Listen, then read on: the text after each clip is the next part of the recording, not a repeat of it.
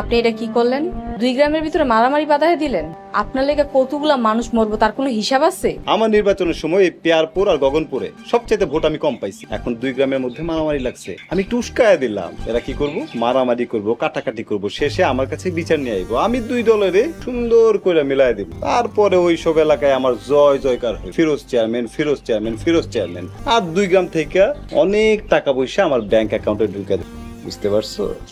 আপনি আপনার চেয়ার আর টাকার লেগে কতগুলো মানুষের জীবন হুমকির মধ্যে ফেলাইয়া দিচ্ছেন, তার কোনো হিসাব আছে আপনার? দিলাম। আমার চেয়ার টিকায় রাখার লাগিয়া আমার যা যা করার লাগে আমি তাই করবো। কে মরলো কে বাঁচলো এটা আমার দেখার বিষয় না। আমার দরকার টাকা, আমার কাছে টাকা এলেই হলো। এই টাকাই একদিন আপনার সর্বনাশ করবো, মনে রাখেন।